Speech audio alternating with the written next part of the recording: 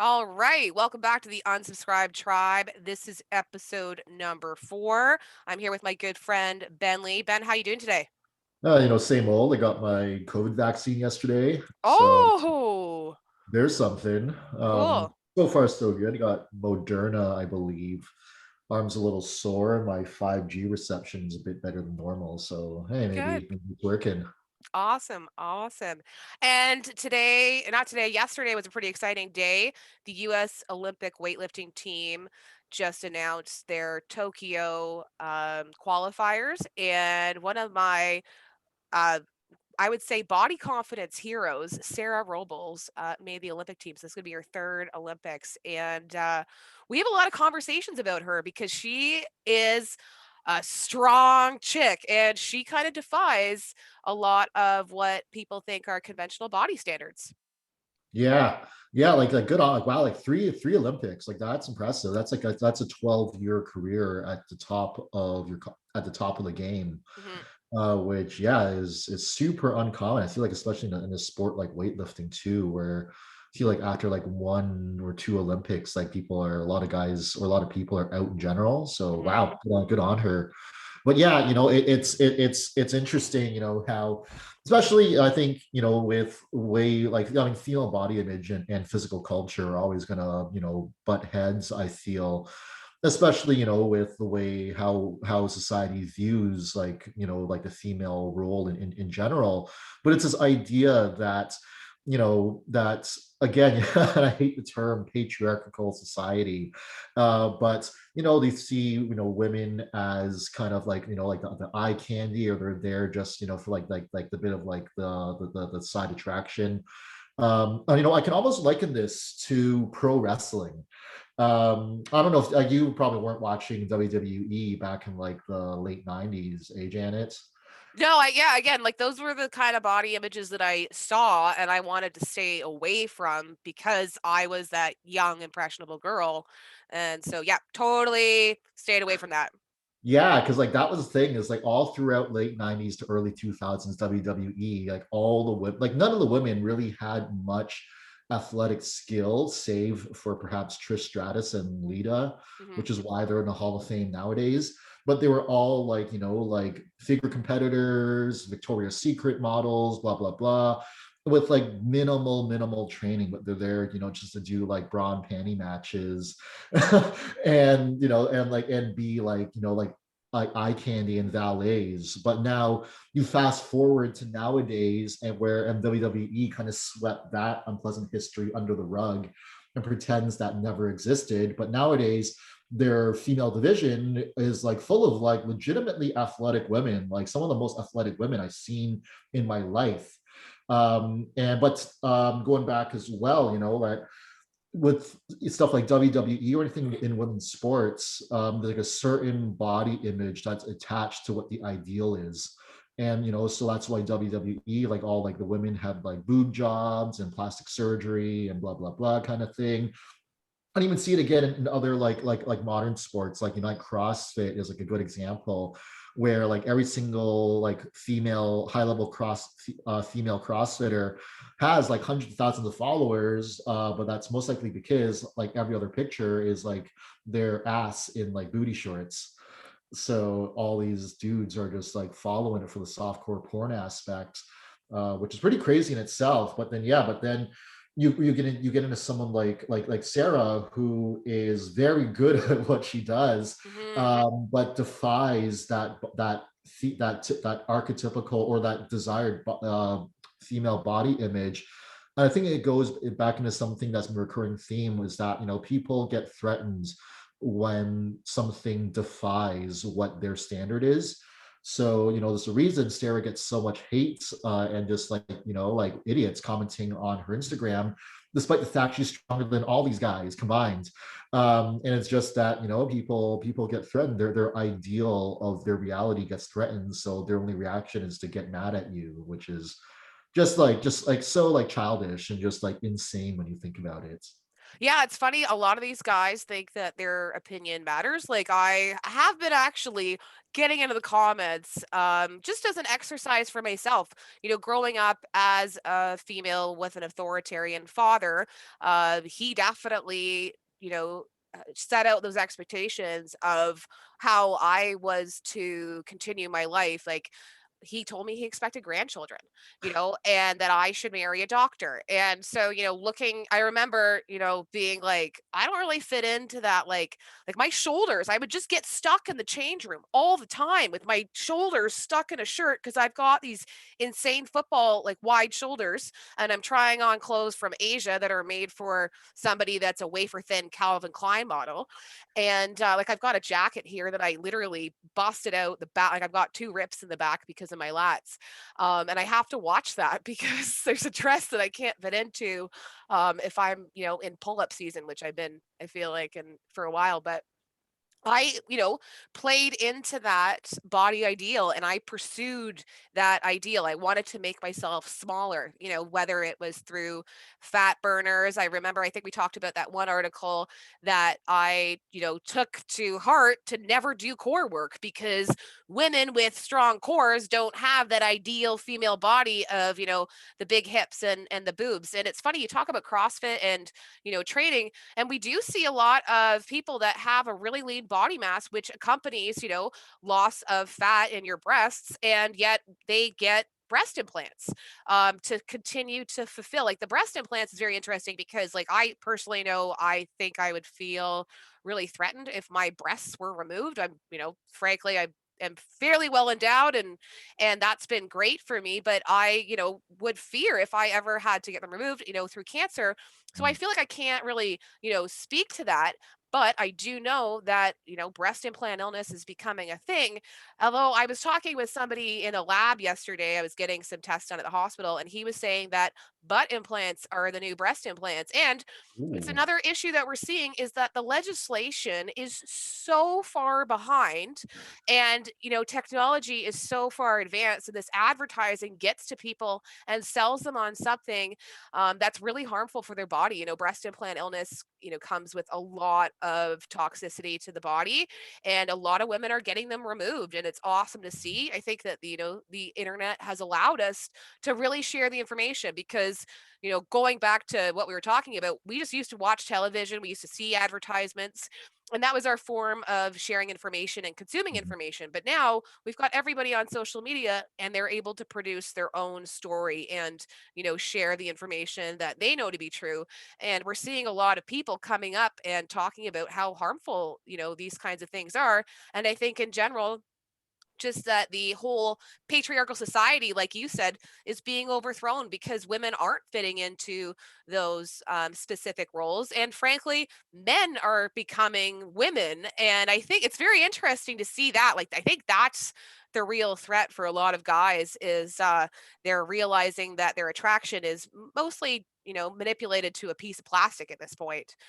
They're very easily fooled. It's really disappointing. This is our token Simpsons reference for the episode. But there is an old episode, I want to say around season 8, when they get a babysitter. Oh, it's Homer gets accused of sexually harassing the babysitter, even though all he did was that she was sitting on a gummy Venus de Milo and he pulled it off her butt so we could eat it. But she thought he grabbed her butt. And then that led to the whole. But the reason she was there is because they hired her to babysit the kids, and Bart is like, "Oh, so you're a don't call me a chick, eh?" And then she's saying to Lisa, like, "Oh, like these men are ruled by the plastic cartridges." And she pulls out like a video game cartridge and Mm, like moves in front of his face, and like Bart's like following it, and she moves it, and like he walks like face first into a wall, and then she's yeah. like, "You clean for half an hour, and I'll let you play this for 5 minutes." And then Bart's like, "No, all right, fine." Yeah, no, it's funny because you get online and, it's really easy to trick guys, I think, and I'm just seeing, like, a lot of the anger come out in the comment section and the entitlement, like, as if as if I give a shit what you think about me. I was battling in the comments against this 20-year-old because I commented on there's this podcast of something fit shit. I don't fucking know what it is, but they're out of Miami and they're so misogynistic and all they do is talk about like how to trick women. Like, fuck, dude, it's so easy to trick men. Like, come on. So I commented about how they're fucking losers. And these 20-year-olds try to battle me in the comments. And first of all, this one guy was so fucking easy. Like I was having a blast making fun of him because he's like, oh, well, I'm just hearing you psychobabble. I'm like, well, this is reading because we're comments. So if you're hearing anything, it's because you're fucking talking to yourself, buddy. But then he's like all up in me, like, you're, spy yourself and where's your ring and blah, blah, blah. And I'm like, it got to the point where I wasn't having fun anymore because, like, he's saying things to try to hurt my feelings. And I'm like, I don't care. Like, first of all, you're making stuff up. You know, I don't care. I have way more followers than you, so people actually care what I have to think. And then I looked at, like, it's funny because he's got a whole bunch of deadlifts. He's got his gut hanging out. And I was like, you've got a weak core because he's got his weightlifting belt on. And it just got to the point where it wasn't fun for me anymore because he kept on saying this stuff, trying to hurt my feelings.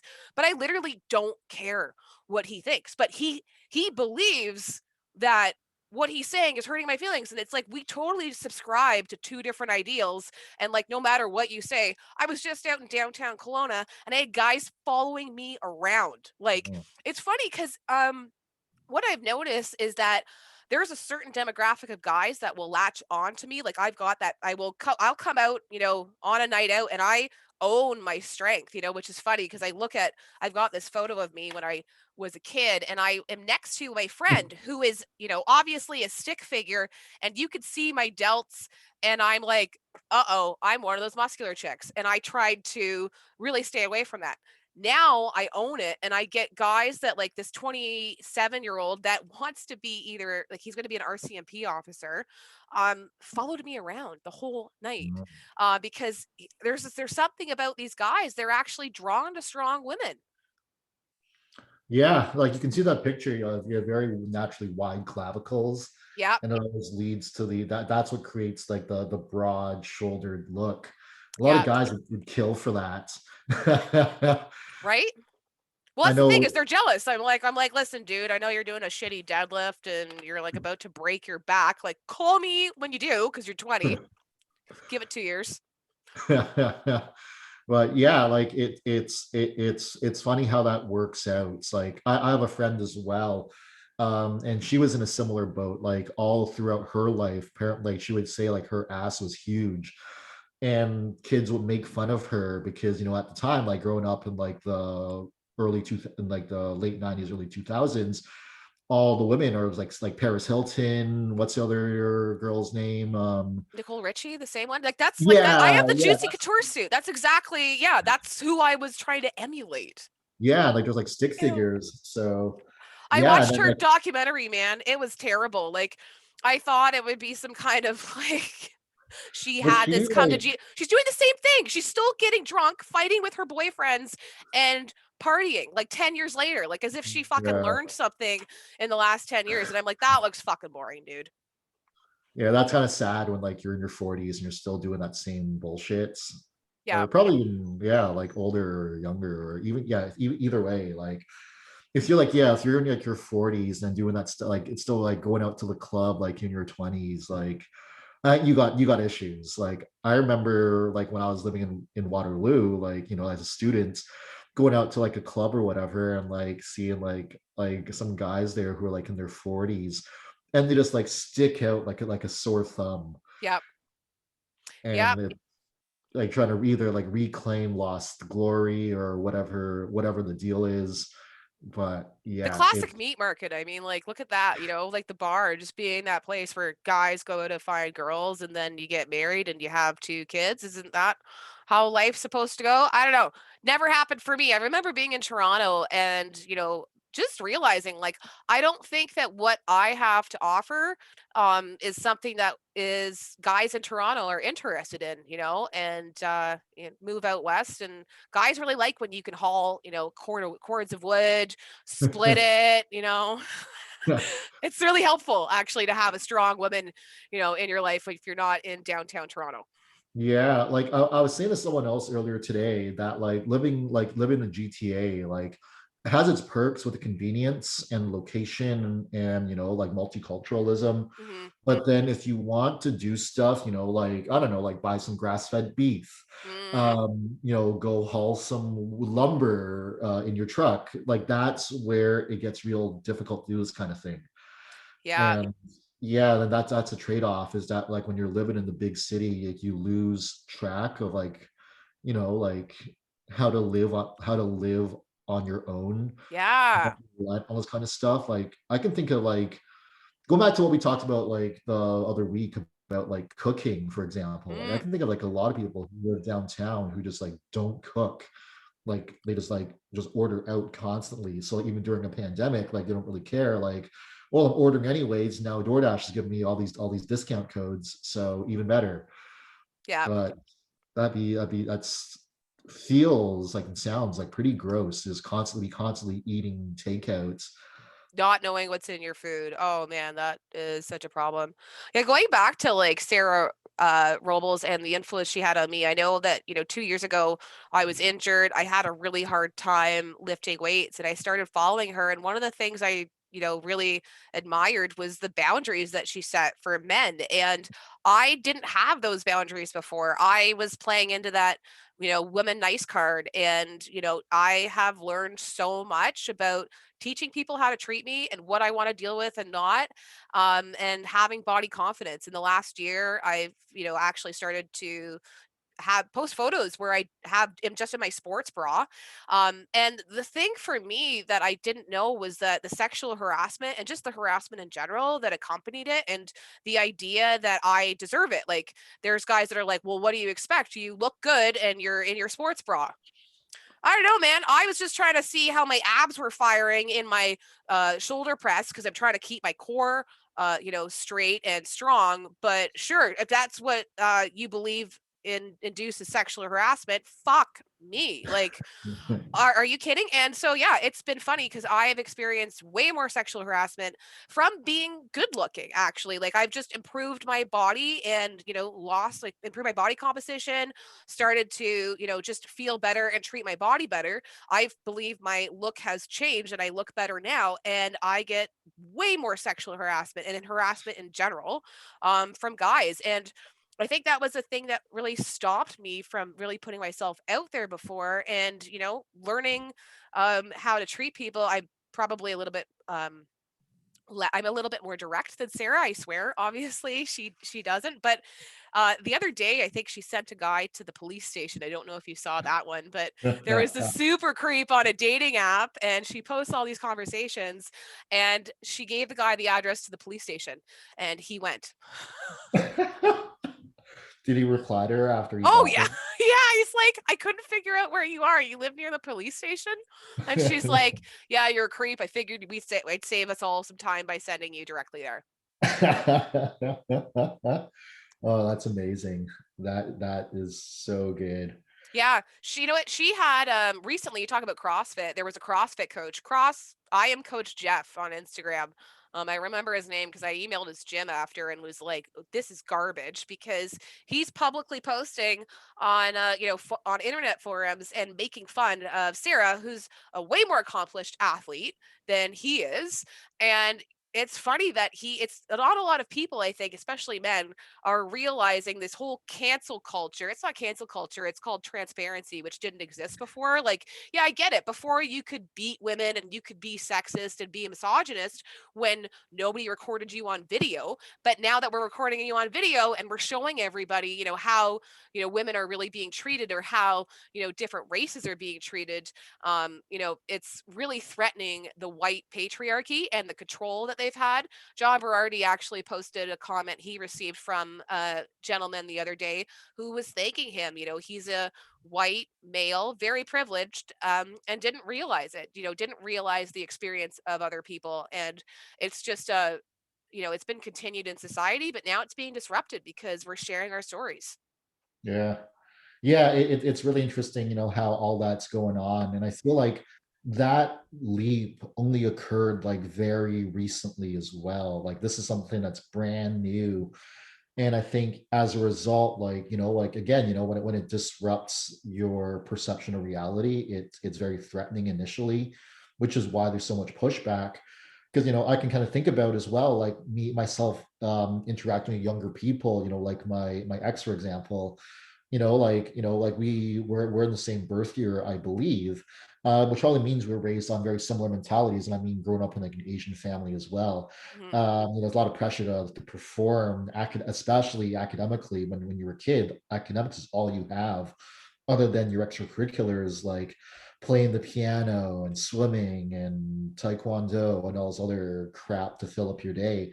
But you go from that and it's always just like push, push, push kind of mentality. And when you get to school, like the mentality is like among the kids is like survival of the fittest, right? Especially when you get to like the middle school when the kids all get corrupt. That's where it's kind of like watching like an animal documentary. Like they'll find like the weakest looking kid there who can't defend himself and just like Mm. mercilessly like pick him apart. But then you look at like younger generations now, and now we're all taught everyone's like your own unique special snowflake, and we all need to be nice to each other and understand where each other comes from, blah blah blah. And I remember like when me and my ex, like when we first got together, I mean, for the whole relationship, it was always such a culture shock because like you're not used to that kind of thing. But now the more you look at it, it's like, yeah, I feel like a lot of this just what understanding where people come from can be very important. I think it was actually recently in our good friend Jocko Willing's Instagram page. Well, you see what Jock was all about in his post, just him waking up at 4 o'clock in the morning and being a hard ass and lifting weights, blah blah blah, talking about like your problems don't care about your emotions, and you gotta tough it out and blah blah blah, and like all that kind Yeah, of thing. the whole army thing where there's a whole bunch of guys with PTSD, yeah, works really well. But he had this really good post yesterday where he talked about like yelling and Mhm. when is necessary to yell at a subordinate. And like what he said was like yelling is a sign of weakness because it demonstrates to the other party that you are unable to control your emotion when it comes to anger. And I thought, like, God damn, like that's actually a really well thought out statement. Like that makes so much sense. Because I think he talked about how, like, like one of his colleagues, known him for 17 years, has seen him yell at someone once, and it was because they really deserve, because like if their mistake could have like cost people like a lot of lives. Mhm. So that's where he had to yell at the guy to instill it. But he's like, yeah, like yelling like as a leader is just like a terrible, it's like a great way to lose to lose your followers. Yeah, And it's interesting because I feel like a lot of that is driven from, like, the old we talk about, like, everyone's their unique snowflake, and I think, go back thousands of years, and the division of labor, for societies needed to be binary. "Okay, you guys are gonna have babies, you're gonna probably do the cooking, that sounds good," and, the men are the physically stronger, so they're gonna do a lot of the labor, and I feel like that still leaks in, today, but it's changed, like, as like people have evolved, like humans have evolved. I was listening to a podcast about how just even the invention of indoor lighting has affected growth hormone, and we have grown taller as humans because we're getting the signal to continue to grow where we wouldn't have in natural light. So things like that I think are coming into play, but the gender roles are still there. And even up until I want to say 100 years ago, Henry Ford, he fired 80 women who, because we had that influx of women in the workplace because men were going to war. Then when the men came back from war, they fired the women because they were, and Henry Ford said they were supposed to, if anyone, so it was married women were fired. So if you had a husband, you were gone. And if you were single, you stayed on. And, he explicitly said this is so that they can solicit husbands, so they can like look good and take care of themselves so they can get husbands. And I mean, is that not the gold digger? Like now we've got fake boobs and Prada and all that garbage and that whole image that I really played into, I want to say in my 20s. I definitely was one of those bar stars, but like, what a waste of my fucking time. Like, I feel like society and media, like, I stopped watching rom coms because you intake all these messages that, tell you that this is the way life is supposed to be. Even watching the Flintstones, I mean, to, like, throw back to cartoons, but I watched that recently and wanted to throw up because it was so, like, gender roles, and then it was, like, exploiting how, like, women were lying to men and men were lying to women, and I was just like, "Oh, man, this is garbage, this is terrible," and this is what I consumed when I was younger? Like, no wonder when I was in my 20s, I was so fucked up in relationships and, like, completely felt out of control because I was fed all this garbage about how I was supposed to be as a woman. And, removing all those influences like advertising, romantic comedies, all that garbage from my life, has allowed me to just really fully step into what I want for myself. Wow. Yeah, there's no doubts that both like young girls and boys are marketed to like really hard, like their entire lives about like what they need to grow up as. Yep. And like for example, for like girls, like like when you're growing up, like what you have to play with, like Barbie, um, easy bake ovens, and like with Barbie, she has Ken, her boy, like her perfect boyfriend. They have a convertible and live in Barbie's dream house. And it's like the idea is, and I don't even think Barbie does anything for a living, right? Like she's just. I think now you can purchase career Barbie, like Dr. Oh, Barbie and okay, stuff. okay. But So I just guess we'll just. just FYI, the more educated a woman is, the less popular she is on a dating app. Wow, really? Yep. Huh. Yeah, so it's funny because I literally want to go back to school for graduate studies, and I'm just like now accepting, like, and like, fair enough. I don't want to talk to those people, but my popularity is going to go down on Tinder because going to be upgrading that education level. That's so weird. Like that's the thing. It's like I don't know. Like so people on dating apps, so men on dating apps basically want like an educated, subservient woman to carry out their wishes or to basically like be their mother slash servant, I suppose. Yeah, I had a guy that said, "Oh, you'll make some guy happy," and I'm like, "No, I won't. I will not be making anybody happy." Yeah, and like I don't know, because like it that never made any sense to me about like why someone would want that. Like, yeah, it's convenience, but like you really want someone that's like whose existence is based around like serving you, But like that's what they said in Women's Health. I mean, haven't you seen that article that talks about, like, how to take care of your husband and, like, right, dress yeah. like that is literally what men and women were told, your man's going off to work.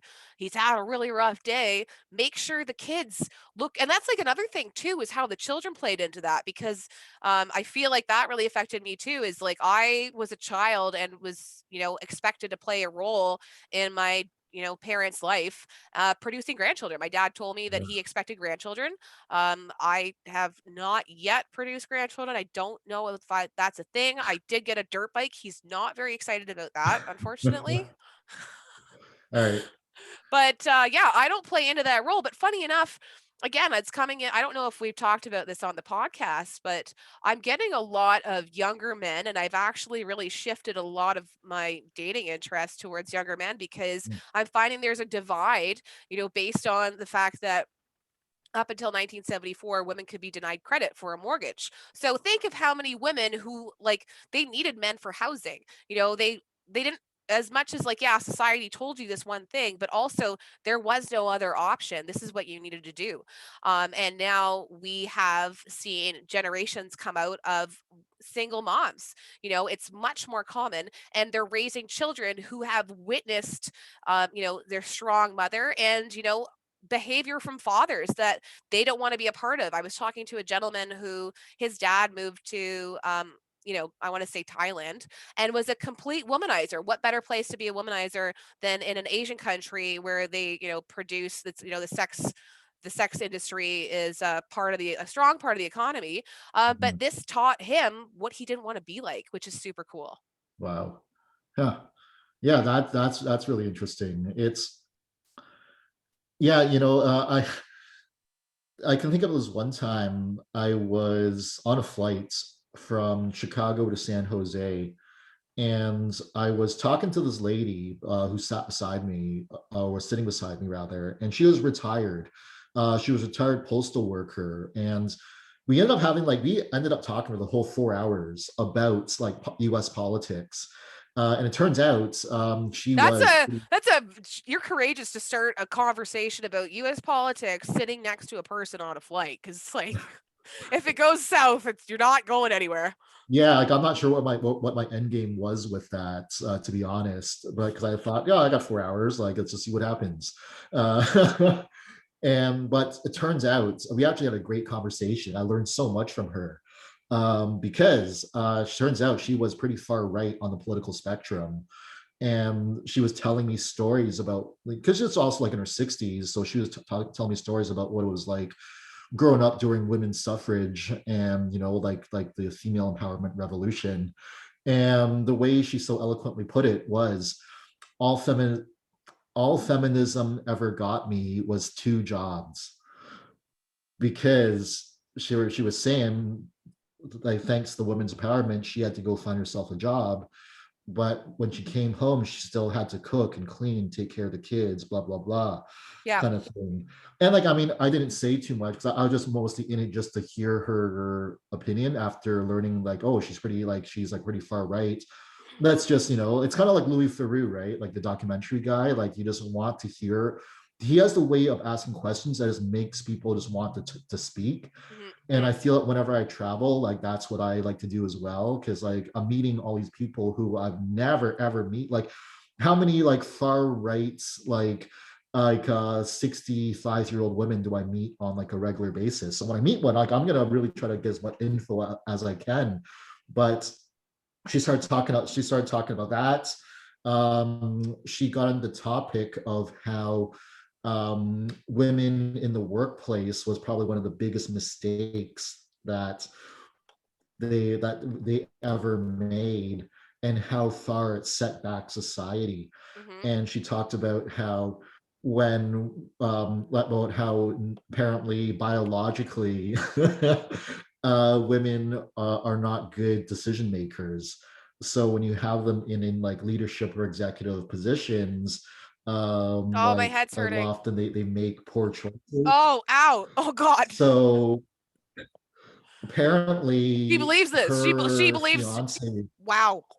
Ugh, excuse me. and so after the flight, so I mean, I'm just entertaining her the whole time, and I think she's really enjoying the fact someone's just sitting here listening to her opinions. Yep.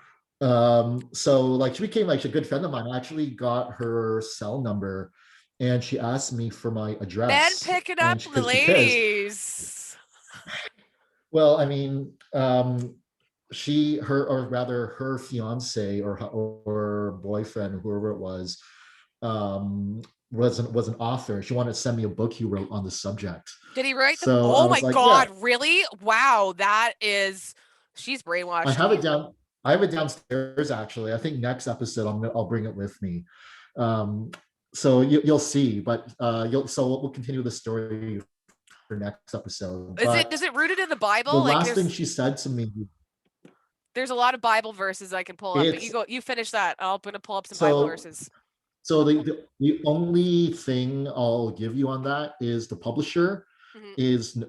the publisher's name is Patriarchal Press. Ew, wow, interesting. Yeah, patriarchy.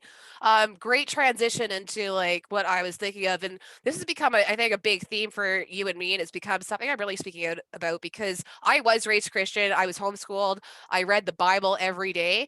And, the other day I started to look up just verses on women in the Bible. So First Timothy 2, a woman should learn in quietness and full submission. I do not permit a woman to teach or assume authority over a man. She must be quiet. For Adam was formed first, then Eve. And Adam was not the one deceived. It was the woman who was deceived and became a sinner. But women will be saved through childbearing if they continue in faith, love, holiness with propriety. Interesting. I'm fucked, So man. I don't have they're any really they're kids. I'm throw, not really being saved. they're really throwing it back in the woman's face that Eve was the reason we're all not living in paradise right now. Yeah, totally. It's interesting because I think now critically when I reflect on all the things that I learned and then just the, constructs of, society that have resulted because our legislation, was based in these beliefs. And that's why, again, women couldn't get a mortgage. Women have to, the only reason women take men's last name is because I know that they were property, but it was also to prevent them from being able to get jobs because if their husband had a job, they weren't allowed to work. Oh wow. Yeah. That's So the reason that women take last names. Like when did that first start happening? I want to say it was around the wartime, like because that's the thing is they pushed women into the workforce because men were gone to war, and then when the men came back, they had to somehow figure out how to control these women who were all of a sudden becoming independent. Like, but think about how many women were trapped in relationships with people that they didn't want to be with because they didn't have a legal option. And going back to what you were saying about yelling, it seems like there's a lot of men that just, default to aggression, and just, yeah, berating people, yelling at people, and, physically, there's a lot of physical assault. I mean, I live on the highway at Tears.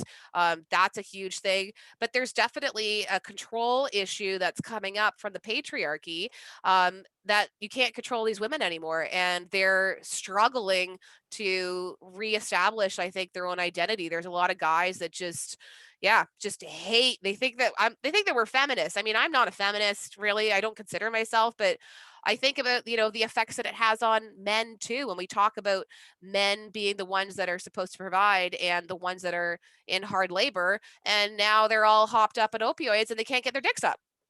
Yeah. How manly is that? You know, controversial topic to say the least about, especially a thing about, like with like male aggression towards women, because that's a thing where, even from a young age for myself, like I was always like, man, like that's what a gross thing to do, because like you're assumed to have like a physical advantage, like strength advantage over the woman. So like to have to like like exert it like that is like that feels like is a huge like no. It's kind of like the equivalent of if you're like the badass in the gym, you're like you don't go around beating up all the beginners because you want to feel like a badass. Although there are people who do that, and I guess that's also mentality of where domestic abuse comes from, Well, like, I don't understand this whole idea of I want to force you to which is love that me. you just the guy wants to feel like, yeah. It's like, he wants to feel like only way you can feel like a big man is to beat up this smaller woman. Which, yeah, it's just like Or the online berating, or like what I experienced a few months ago was this guy on Instagram who was talking about coming, like he's like, I want to meet you, blah blah blah. I'm like, cool, whatever. Didn't follow through with anything, but was watching my Instagram story. So I went and blocked him because I'm like, you know what? If you're gonna fucking ignore me, but then you're gonna watch my Instagram stories, I'm gonna make sure if you don't want to talk to me, don't. If you don't care about me, then I'll make sure that you don't see me.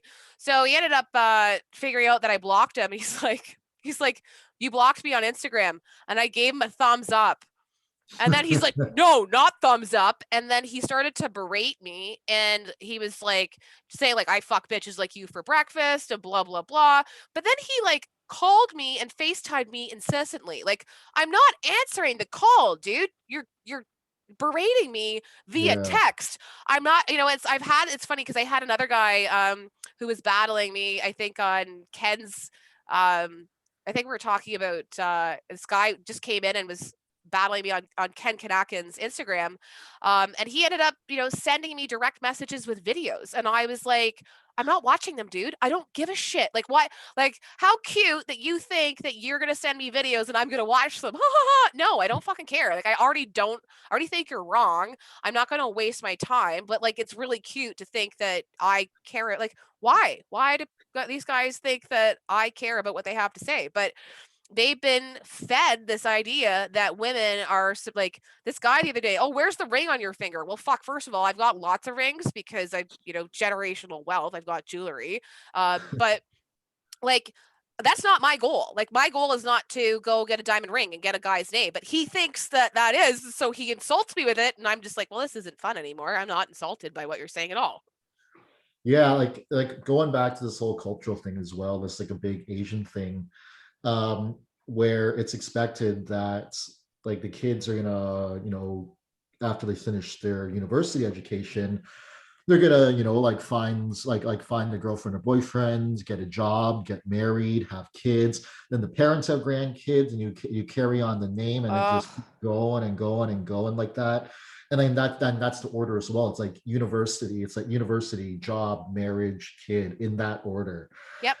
And I like was it's a on big, that path. I was on that path for sure. yeah, and like even like going back to what we talked about earlier about body image, like to me, it's I know this it's very much an Asian thing, but I know it's cross cultural as well. And what I'm trying to figure out is what's the commonality between all the cultures that take this on. But like in Asian culture, for example, like lots of things, but big push to succeed academically and therefore professionally is one. The push to have kids, get married, have kids, have a respectable career, blah blah blah kind of thing is another. But then when you talk about like body image and whatnot, I know that like a lot of old school Asians believe in this mantra that having like what was it, a big body means they have a small brain.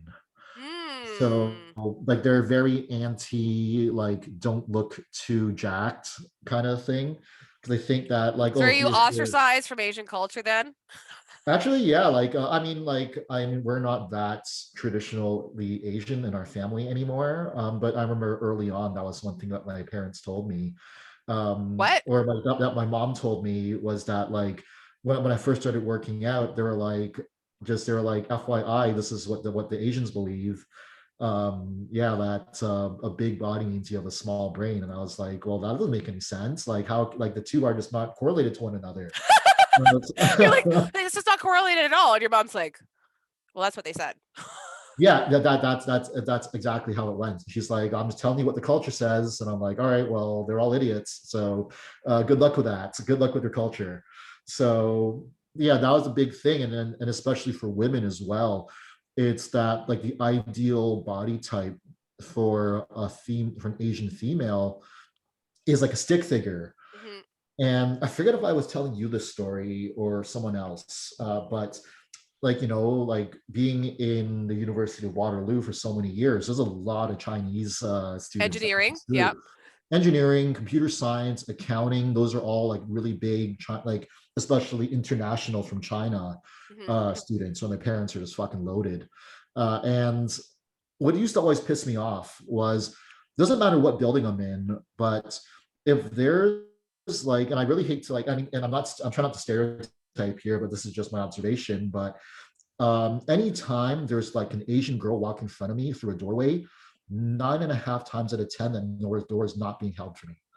Like it just, the door just closes in my face. And like when I'm walking through doors, as I'm walking through, I'll look behind me, see if anyone's there. If someone is, I'll hold the door open for them. Just Hmm. it's the courtesy because it's heavy doors on campus, and just kind of sucks, to have a door slam on you. So I always like to hold the door for people, but then I always notice is that while other people would do it for me, the Asian girls never would, and I was like, what kind of bullshit is this?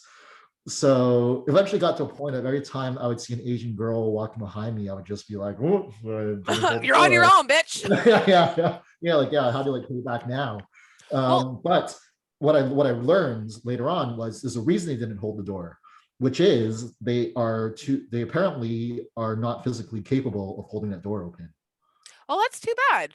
That's really unfortunate. It's Yeah, that's like afflicting so many Asian women at I, the I, I University was of thinking Waterloo. about this because, like, even for me to hold the door open as like a 200 pounds man, it's like, it is. I have to exert effort with one arm. So for like a little girl, like, like, and I mean, these girls are probably like, 5'2" and like 100 pounds and barely any muscle mass. Cause again, having shape Mm-hmm. is not a good thing. Mm-hmm. So like, let's say, like you're 100 pounds and you're walking around at 25% body fat. So, I mean, including bone and whatnot, that's about 75 pounds you got and actual muscles under that. So it's not much contractile force we can develop. And I think about, like, I used to work at the student gym and I would see, all kinds of people coming through the gym. And it was always like the skinny Chinese girls who were just like incredibly weak, like, using like a 5 pound dumbbell and legitimately struggling to curl it. And it's because like you could literally just like with one hand just wrap around their arm. But then that's the thing. It's Well, it super keeps you dependent. sexy. It keeps you dependent. If you can't open up doors or lift stuff, you definitely need a Yeah. man in your life. So I got two stories about that. Number one, during the summer, I'd always see young Asian females, women carrying umbrellas with them. And I was like, this is like a beautifully bright day. Like, why? Like, what's the deal with the umbrella? And it wasn't just the one-off thing, but almost every single fobbish Asian girl I saw had an umbrella, and I was like, okay, there has to be something going on here. And Wikipedia was not going to be the answer. So I asked one of my other Asian friends, and apparently the answer was fair skin is a highly sought after trait. So Not in the being States. I mean, we're all in the cancer boxes to get yeah, tanned. well, For like muscle definition, funny enough. being tanned is and being muscular as well is a signal that you do a lot of outdoor labor, which is frowned upon because that's considered a lower class activity. Mm. So it goes back to this notion where if you're, That's like, so funny because the guys the other day were like, you're just like over 40 and lost yourself in the wilderness. And I was like, yeah, it's awesome. Like, I don't like, is that an insult? Like, people, like, everybody wants my fucking job, man. I fly around in helicopters and you're in your mom's basement but it was funny that you say that because it's probably rooted in those archaic beliefs. yeah, well, like, I guess, that was the thing, was that, back then when scarcity was more of a thing, be having signs that you didn't have to work hard, I think Mm. were status symbols. Hmm. But nowadays it's Paris been given. Hilton maxed that out for sure. Yeah, it's been given enough time to brew and fester into something that misses the original point. But that's the thing. And then I learned that summer, like in summer 2012 or 2013, that Asian women like carrying umbrellas because it keeps their skin fair. Wow. So, and I'm the opposite, like when it's as soon as it gets like bright outside, just like shirts off, Tarps wearing off. shorts only, and I'm getting the full body tan going. So Yeah. they get a nice golden brown. So when I learned that, yeah, like being like fair skins and and shapeless was the thing, I was like, oh, I'm kind of going the opposite direction here. I wonder what these Asian people think about me. Yeah, I wonder how that would affect your dating pool, right? In terms of, well, it's funny because you're just like you're a very attractive like Asian dude, so I have to say like good. But it's interesting because I've always wondered. There's not a lot of muscular guys, and I'm definitely attracted to a muscular guy. But what you're talking about, it explains. There a lot of them are focused on career and told not to pursue that body ideal, which funny enough is the American standard. One thing that recently changed is freckles are in now, and people are getting Hmm. tattoos of freckles or putting makeup on with freckles, which used to be discouraged. Was having any kind of like Cindy Crawford had a mole on her face. It was groundbreaking and stuff like that. But it's funny how it's completely changed. The beauty industry and how women's bodies are seen in North America. Yeah, like this is a big reason why I just don't care about anything anymore. Yeah. And it's just that everything is a social construct because like Out of what, advertising. Like it's like, how can yeah, we sell you on something? Oh, everybody's got this pierce. Like, let's get freckles. Like, like let's freckles sell them are on in, like freckles. great.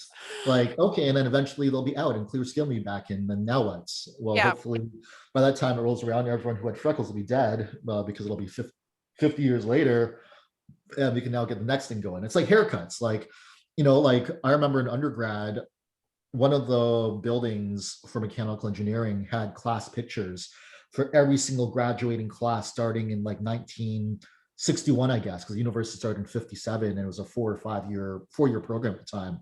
And you can see like from like 50 whatever up until present, their haircuts cycle. Because at one point, I think in the 50s class, people had actually hair like me, like it was slicked back, with the pompadour as well. And then as it got into the 60s, the hair got shaggier and longer into the 70s. Then into the 80s, and you started getting the mullet, and then the short hair started making a comeback. 90s is all about the buzz cut. And then you get to the 2000s, everyone's got the slicked hair again.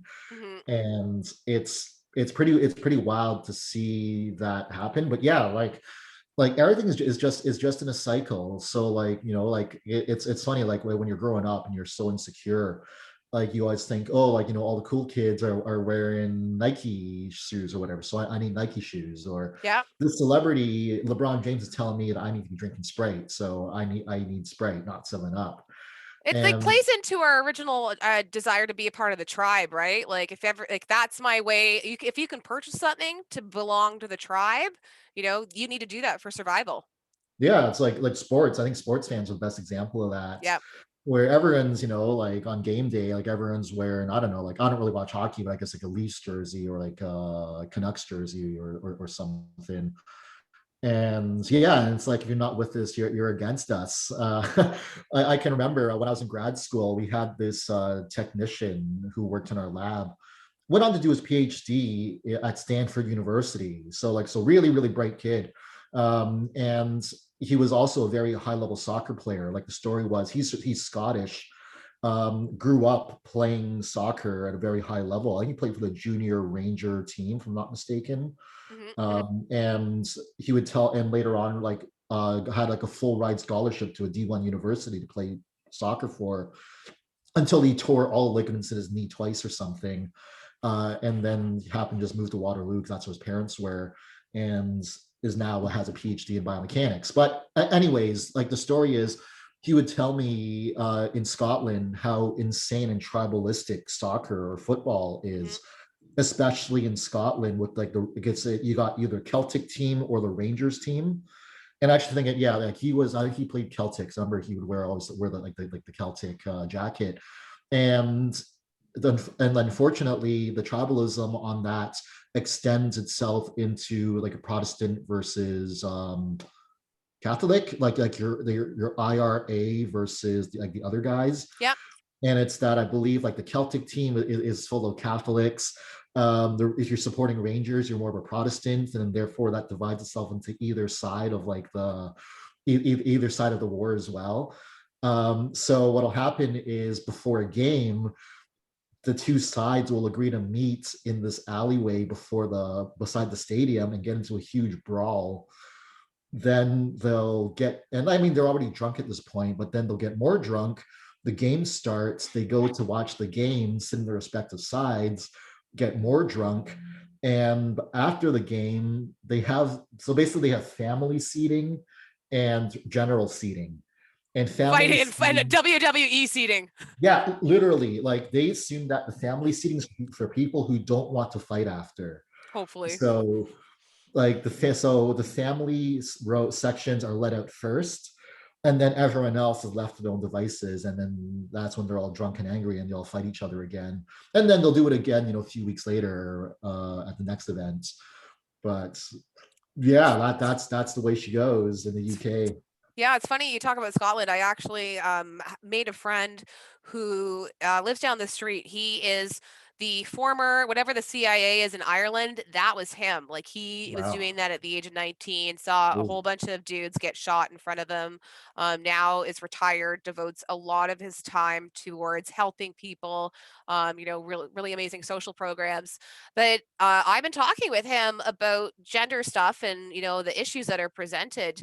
And he just straight up told me, he's like, in North America, guys are too focused on getting pussy. And I'm like, thank you. I agree. Like, it's just so easy. And he's like, in Ireland, like, it's just not that way. We don't see women as like the glorified, like, save the princess or anything special. It's just, we're very equal. And it was just very interesting to hear it from an older gentleman who grew up in a completely different culture. And it's something I'm starting to look into is how Ireland and gender norms, the changes there, because my family would have left prior to those legislative changes. And so colonialism, I think, really plays a part into the creation of gender norms and what I call the new PMS, which is patriarchal male syndrome, where all these guys are full of estrogen, and really upset about the cancel culture and the Me Too movement for, being exposed for having privilege and, trying to use control and coercion to continue to maintain their status in society. And I'm really excited about the next generation that's going to come up because we're going to see a huge shift in power with voting, as these kids are being exposed to science and, non binary genders, and they're having the traditional roles challenge. I think, a lot of kids today, what I've seen in my friends' kids is they don't want to be treated like women. Because they've seen how women have been treated. And so they want to lean into a more masculine identity. And, to be honest, it's funny because definitely changed my perspective in the last few years. But I've also, we talk about, certain thought leaders in the patriarchy, and the pursuit of that, people like good old JP, and how he says, women aren't, or, men aren't supposed to hit women. That just doesn't, well, it happens. It happens. It'd be nice if they didn't, but a lot of the time it happens. So it's nice to think that, this is how society should be, but it's time to, like, I think, face up to reality. And Yeah. frankly, like, we see these comments that these guys are making online, and I'm like, listen, dude, you're gonna have a job interview and they're gonna come up with your comment from your Instagram, your little Instagram fight the other day, and I'm fine. Like, I know, like, whatever, I'm very conscious of what I say, that I will stand behind it. But I think a lot of these idiots don't understand that it's in the next 5 years, it's gonna fuck their careers up. Yeah, yeah, trying to say too much dumb shit or get recorded doing that stuff because this is now the equivalent of like committing a crime in front of like a security camera. Mhm. Back, I'm sure when security cameras were all brand new as well. I'm sure people were like, "Oh, this is like a major breach of my privacy by having when I'm now security cameras are everywhere." So that's this is the way she goes now, and I think it's like funny like yeah, I know with JP, it's all about like this shouldn't be happening, but there's no contingency plan for when it does happen. And And this is women like just a need to, and what we need is for women to just embrace their roles as the fucking other lobster or whatever the yeah, fuck he and bases his theories on. I used to debate my ex on this subject because this is something that we would talk about because we were both in the same camp, but just had very different approaches. And I mean, we're both in like strongly in the camp that violence against women is wrong and we need to find ways to stop it. But her thing was all about education and like teaching men like here's why you shouldn't rape women or here's why rape is bad or blah blah, that kind of thing. Mhm. But my thing was that okay, fine, like I agree with that, but two major problems here. Number one, it's going to take a long time to get that message across. Like we're talking about multiple generations to actually Well, get. also, like, it's fairly generally known that rape is illegal. I mean, like, Yeah, is there a lot of news? Like, guys know, but they still feel that they are entitled to it. yeah, and that was my second thing as well. Is that I bet you every single person that man that's raped a woman knew that raping her was a bad thing to do. But in the court system, we see a lot of the traditional, slut shaming. Again, going back to those gender roles, women are, we see guys are celebrated for having tons of sex. Women are sluts, and it's because of how they dress that they were raped, or that's why they were sexually harassed. Yeah. So like my big thing about that was, okay, you're going to have a certain like population of men who are committing to rapes that, like you like they belong in prison. Like there's nothing you can do about that. But my other thing was, okay, like as a woman, as a young one, you understand that you are in a disadvantaged position right now. So we need to change that. And one way is like to actually learn is like, I mean, God forbid you need to learn how to use it, but actually learn, how can I disarm or disable someone enough where I can run away or get out of a situation? Because like, we would work a lot on like positional awareness, things like when you get into your car, do you check the back seats? Mm. Like just little stuff like that. Like, I know for me, I'm a big proponent of, mostly because I always put stuff in the backseat anyways, like groceries or whatever. But even at nighttime, before I get into my car, I'm always like, oh, let's just make sure no one's lying down there. Okay, we're good to go. And all that kind of a thing. Or like when you're walking on the street, do you keep tabs on like who's around you, or like has anything changed the environment? And if worst comes to worst, like how to like throw an elbow at someone, kick him in the balls, elbow him in the face, and get the hell out of there.